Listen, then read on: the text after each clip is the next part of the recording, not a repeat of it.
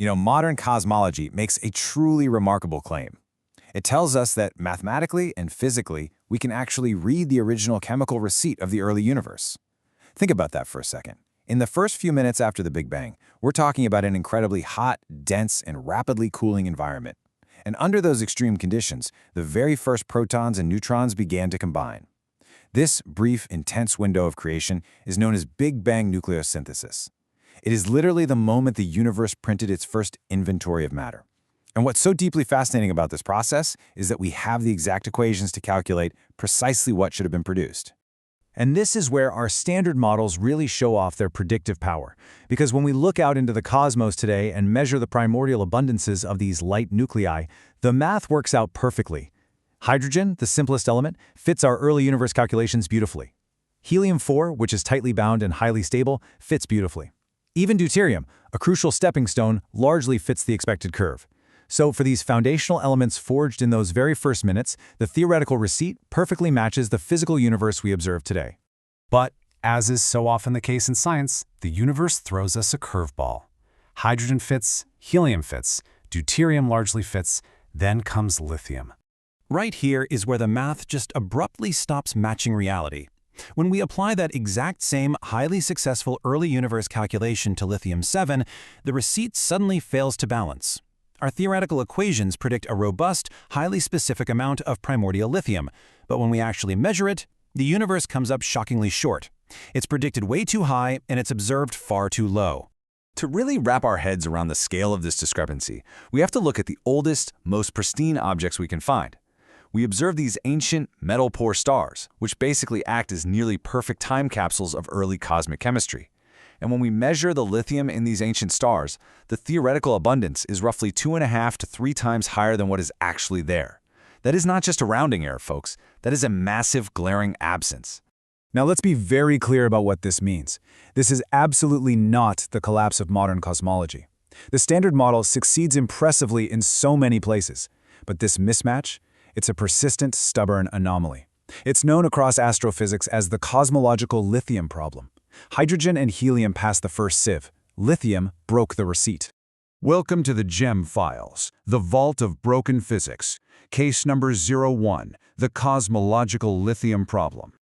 Our goal in this explainer is to take a forensic, investigative look at a place where an otherwise beautiful and highly successful model just doesn't fully close. Modern physics is not broken, but it has stress fractures. And it is exactly at these fault lines where powerful models are incredibly successful, yet somehow incomplete, that the most profound new discoveries are often hiding, just waiting to be understood. The standard search, investigating the discrepancy. So, before introducing any radically new frameworks, traditional science naturally undergoes a rigorous, systematic search for a conventional mechanism. One of the most prominent conventional explanations we have is a process called stellar depletion. The basic idea here is that the early universe actually did produce the expected amount of lithium. However, over billions of years, internal mixing within those ancient stars dragged that lithium down into much hotter interior regions. And in those extreme stellar furnaces, nuclear reactions burned and depleted the primordial lithium away. So under this theory, the receipt was completely correct when it was printed, but the stars essentially destroyed the evidence. Now, stellar depletion isn't the only traditional avenue we've walked down. Scientists have rigorously explored nuclear reaction rate uncertainties, basically checking if our initial math was simply off. They've looked into observational systematics, wondering if our telescopes or spectroscopic measurements are somehow misreading the data. They've even explored non-standard Big Bang nucleosynthesis, modified thermal histories, the effects of cosmic rays, the whole shebang. It's a real testament to the scientific method that such a thorough search is underway. But despite all of this hard work, the anomaly persists. The persistent sieve, a GEM cosmology perspective. To interpret this missing element differently, we could look through the lens of general emergence mechanics, or GEM. In this framework, we stop viewing the early universe merely as a simple thermodynamic soup of colliding particles. Instead, imagine it as a rapidly cooling admissibility field. In this extreme environment, a nucleus forming isn't just a collision problem. It is fundamentally a geometry and stability problem. The first 3 minutes were essentially a persistence sieve. Under extreme heat, rapid expansion, and massive density changes, only very specific nuclear configurations could actually afford to stabilize and persist. And all of this is governed by a core GM scaling relation. G scales as d to the -1. Now, d here represents the effective persistence depth of the universe, which naturally increases over cosmic time. Therefore, in the very early universe, the persistence depth was much smaller. According to GEM, a smaller early time depth implies a stronger effective gravitational coupling, meaning a larger g.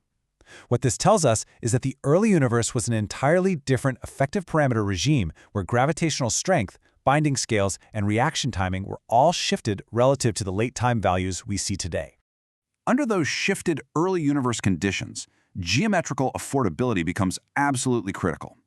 Think of stability as a cost. Hydrogen? Geometrically simple, just a single node, very affordable. Helium-4 is highly stable and tightly bound into a neat, forgiving cluster. But lithium-7, it's a complex, fragile 7-node geometry. In the GEM framework, as nuclear structures become more complex, their localized coherence cost rises. Lithium-7 is marginal. It basically sits right on a very narrow admissibility boundary. Because the early universe was rapidly cooling and its persistence depth was shallow, the field was relaxing incredibly quickly. The issue is not just what reactions are possible, it is which configurations the early universe could afford to stabilize. The environment may simply have found the coherence cost of a fragile mass 7 nucleus to be just way too high to support at the theoretically predicted rates. The final geometric filter, a joint interpretive possibility. So, this brings us to a unified way of looking at cosmic anomalies. You see, the cosmological lithium problem isn't the only stress fracture in our current models. We also observe unusually mature, fully formed galaxies at extremely high redshifts much earlier in the universe's timeline than standard models easily account for. Well, in a depth-monotone GEM cosmology, these two completely different puzzles might actually be responding to the exact same depth-driven evolution of effective constants. The stronger early-time gravity favored rapid early halo assembly for galaxies, while the shifted atomic scales altered the reaction timing for fragile elements. Therefore, lithium may not have been stolen from the early universe. It may have failed the first sieve. Now, maintaining our strict scientific caution here, we have to acknowledge that this is an interpretive framework, not yet fully established physics. For a rigorous GEM treatment to be proven mathematically valid, it must demonstrate that phase-dependent nuclear admissibility, cooling rate thresholds, and curvature cost penalties specifically suppress mass 7 configurations. And most importantly, it has to do all of this while strictly preserving those beautiful, successful bounds we already observed for deuterium and helium. You simply cannot break the model to fix a single anomaly. Ultimately, the cosmological lithium problem is not the end of modern cosmology. It is a brilliant, glowing stress fracture in an otherwise magnificent structural achievement. Hydrogen fits, helium fits, deuterium largely fits, lithium remains the warning light. It's a sign pointing us right toward the edges of our understanding, hinting that perhaps the rules of stabilization in the very first minutes of creation were a lot more complex and far more strictly geometric than we ever previously imagined. So the universe might not actually be missing anything at all. It might simply be telling us that not every configuration was affordable. I want to leave you with this final thought to consider. Is the universe missing lithium, or did lithium fail the first geometric filter?